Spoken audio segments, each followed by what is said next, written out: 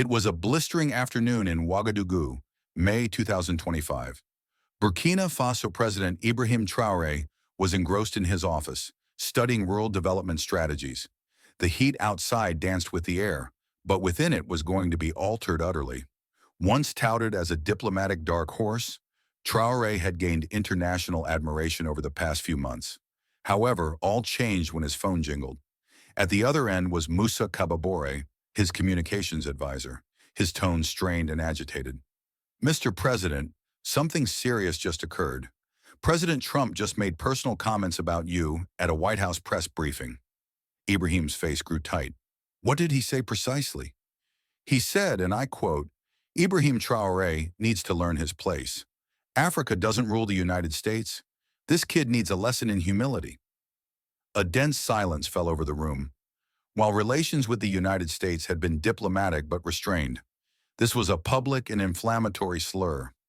Ibrahim got to his feet and looked out his office window over the streets of his booming capital. He knew that these words from a U.S. president could cascade into cataclysmic diplomatic and economic effects. "Summon an emergency cabinet in 2 hours," Ibrahim murmured, "and begin drafting our formal reply. This time, we won't play the old game." That night, the presidential palace was a whirlwind of urgency. Ministers debated intensely. Foreign Minister Dr. Alonso Ouadrao banged his fist on the table. "This is a sheer insult. He's disrespecting us like some colonial vassal state." Economy Minister Fatima Sawato reported grim news. "If Trump strikes back economically, we might lose as much as 40% of our commerce with American companies. That puts thousands of jobs at risk." Defense Minister Colonel Kasem Koulibaly was more militant. "We need to act strongly. If we tolerate humiliation, we give the wrong signal." President Ibrahim heard each voice, drinking in their anger and their worry. Then he held up his hand to quiet the room. "I hear your anger. I share it too. But we cannot react irrationally. That's what he desires. He gains leverage from your threats. We need to be smart." He rose, moving toward a whiteboard covered with a map of Burkina Faso. "Trump's intention is to incite. If we respond impulsively, we legitimize any move he makes. But if we act in calm and purpose, we shift the momentum." Dr. Ouadrao hunched forward. "Well, what is the strategy, Mr. President?" Ibrahim's face changed, striking, intent. "We strike on his ground. We take it to the United States." In Washington, D.C., once again, President Trump occupied the Oval Office, going through papers when his chief of staff burst in, agitated. "Sir, we just got word. President Traoré is on his way here. Tomorrow, with a full entourage." Trump raised his head. "He's coming here? Why the devil for?" "He's asked for a formal meeting, sir." Trump laughed. "Well, the kid has nerve. But if he thinks he's going to scare me in my own home, he's got another thing coming." In Ouagadougou, Ibrahim was getting ready to board his plane. His wife, Ajara, grasped his hand, concern in her eyes. "Are you certain about this? To challenge Trump in America is dangerous." "That's why I must go," Ibrahim said. "He'll never anticipate calm determination on his doorstep. He anticipates outrage from afar." Moussa Kababore came up with news. "Mr. President, the American media is ablaze. CNN, Fox, the whole crew is covering your trip. They're attempting to predict your next step." "Fine," Ibrahim said. "The more exposure, the merrier. Let the world see." Dr. Ouadrao, also joining the trip, asked, "What if Trump refuses to meet?" "Then we'll respond in front of the White House," Ibrahim said as he stepped onto the plane. "Either way, the world will hear us." As Burkina Faso's Air Force One touched down at Dulles Airport on May 20th, 2025, the runway was lined with reporters. Ibrahim emerged in a sharp navy suit, composed and confident. "President Traoré," CNN's Sarah Johnson exclaimed. "How do you intend to respond to President Trump's words?" Ibrahim hesitated, then spoke calmly. "I am here for a respectful dialogue between two leaders. Conversation, not aggression." Another voice, BBC's James Mitchell, pushed hard. "Aren't you nervous being on U.S. soil?" "Why would I be?" Ibrahim smiled. "I speak for 22 million Burkinabe. That is what gives me all the strength I need." Within the White House, Trump viewed the video on TV. Look at this guy, he grumbled to his aides. You've got to admit, he's got style. His national security advisor bent forward. How do you want to welcome him, sir? Trump sneered. I'll remind him who runs this country. Ibrahim's group was taken to a downtown hotel.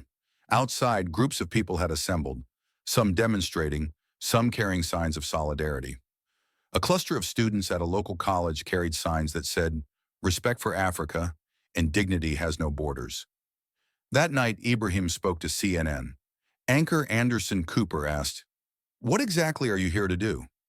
Looking directly into the camera, Ibrahim replied, "I'm here to remind President Trump and the American people that respect is a two-way street. America is a great nation, but greatness is measured by how it treats its partners." At 2 p.m., Ibrahim and his team arrived at the White House. The formalities were strictly observed, but the tension was unmistakable. Trump greeted Ibrahim in the Oval Office with a carefully controlled smile. "So, what did you bring here, Ibrahim?"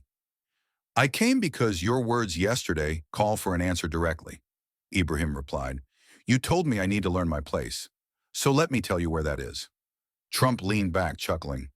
"And where would that be?" "My place," Ibrahim asserted, "is as the elected president of an independent country. My place is to defend the interests of 22 million citizens.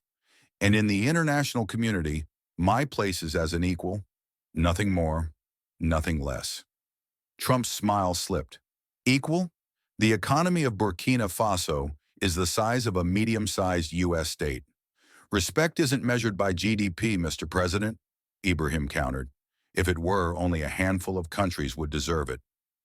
The room fell silent. Trump's aides fidgeted. The U.S. president looked both annoyed and intrigued. "You've got guts," Trump finally said. "But guts without power is just arrogance." "With all due respect," Ibrahim replied, "power without wisdom is just brute force, and America has always been more than that." For a brief moment, Trump was quiet. "All right," he said. "You have my attention. Speak." Ibrahim leaned forward. "Burkina Faso is not America's enemy. We're growing. We posted 15% economic growth last year. We're fighting terrorism. We're building a democratic future. So why treat us as adversaries?" Trump narrowed his eyes. "Because you've been cozying up to China and Russia?"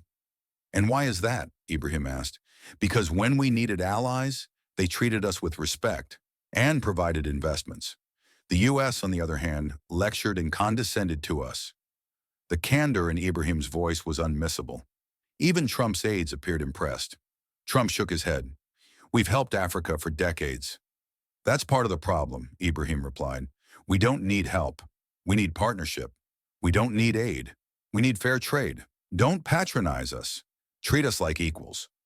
Trump drummed his fingers on the desk, evidently reconsidering his stance. "What are you proposing?" "Let us speak. Speak truly as equals," Ibrahim said. "Burkina Faso is rich in resources. A young, well-educated people. Strategically, call an emergency meeting in 2 hours," he said quietly. "Prepare our response. This time, it will be different." Within the presidential palace, the cabinet ministers argued frantically. Foreign Minister Dr. Alonso Ouedraogo pounded his fist upon the table. "This is an insult to the nation. He is treating us like colonial subjects." The Minister of Economics, Fatimata Sawadogo, read some terrifying statistics. If sanctions were imposed by the U.S., Burkina Faso may lose up to 40% of its business with American firms, putting thousands of jobs at risk. Defense Minister Colonel Koulibaly spoke up for a display of force. "We can't let this humiliation pass without response." But President Ibrahim held up his hand. Calm, intent, he spoke to the room. "I understand your outrage, but our reaction must be calculated, not impulsive." He strode over to a whiteboard that had a map of Burkina Faso. "Trump seeks a response he can turn against us. We will not oblige him." "So what is our plan?" Dr. Ouedraogo inquired. Ibrahim's expression was alight with determination. "We'll fight back on his territory. We're going to America." In Washington, Trump was in the Oval Office when his chief of staff burst in. "Mr. President, you won't believe this. Ibrahim Traoré is arriving in Washington tomorrow." Trump laughed. "That boy has balls, but he's not going to intimidate me on my own territory." In Ouagadougou, meanwhile, Ibrahim made arrangements for his journey. His wife Ajara regarded him with worry. "Are you certain of this?" "That is precisely the reason I need to go," Ibrahim replied. "He will anticipate indignation from afar. He will not anticipate benevolence on his doorstep." As they climbed aboard the presidential flight, breaking news flashed. Trump leaned back in his chair. "You're unlike other leaders I've met. You didn't come hat in hand. You came with an offer." Ibrahim nodded. "My generation holds dignity and prosperity in the same hand.